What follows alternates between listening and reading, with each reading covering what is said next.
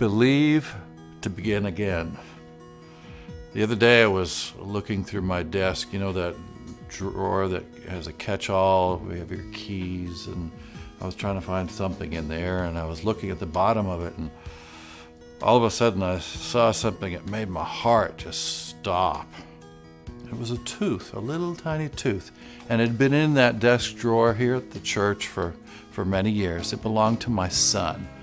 One day he was at the church here with us, and his tooth came out, and somehow it ended up in my desk, and it stayed there. And of course we had the tooth fairy give him a little something the next day. But when I saw that tooth the other day, it literally made my heart stop for a moment, because our son is no longer with us. He went home to be with Jesus at age 21. And so this was a memory from long ago. And I have a lot of moments like that when my heart stops, when I am confronted with the reality, the fact that my son's not here. But I have to, at those moments, learn to believe to begin again. The Bible teaches us, forget those things which are behind and reach forward to what lies ahead. I press on towards the goal for the prize of the upward call in Jesus Christ, Philippians 3:14. I had to make a choice, and have to make a conscious choice every day to begin again. My son is part of my past, and he's also part of my future because of my relationship with Jesus Christ. But I have to begin again with a new life for the time in which I am living right now. The great running back, Walter Payton in the NFL, had more yardage than almost anyone in the history of the game.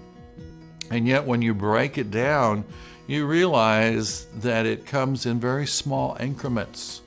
And his average gain per carry was 3 yards. Well, what happens after those 3 yards? He gets knocked down. And every time he gets knocked down, he has to choose to get back up. That's what we have to do in our lives spiritually. It's not so much the total yardage that's so amazing to me. It's the fact that he was willing to get up every time he had gotten knocked down, and he had to believe to begin again. Some people just want to lay there, lay in their grief, justifiable grief. I mean, I have a grief I have to deal with, the fact that my son is no longer with me. Their disappointment, their dreams that were, hopes that were dashed. But those who choose to begin again have at least a chance to move forward. So how do we begin again?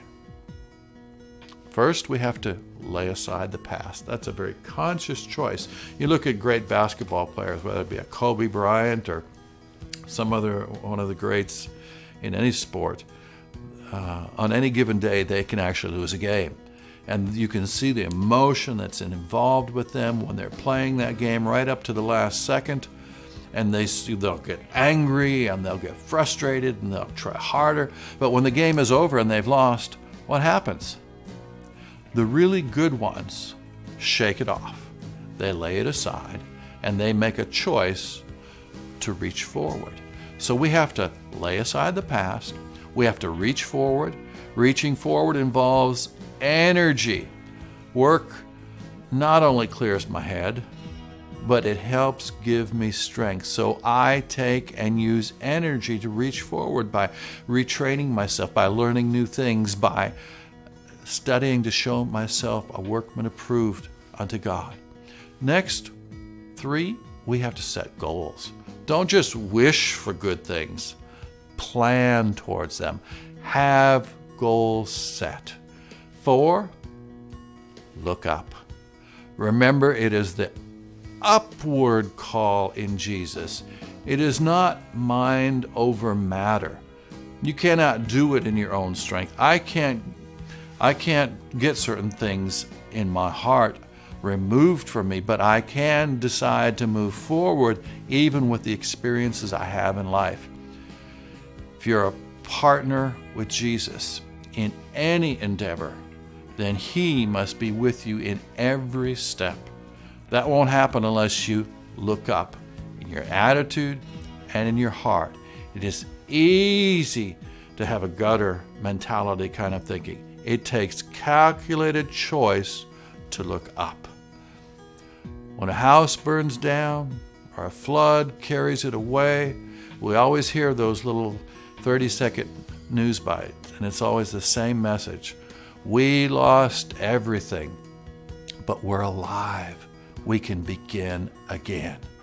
And today, or sooner or later, you're going to be involved in some sort of failure or disappointment, a loss of job, death, divorce, on and on, the stuff of life.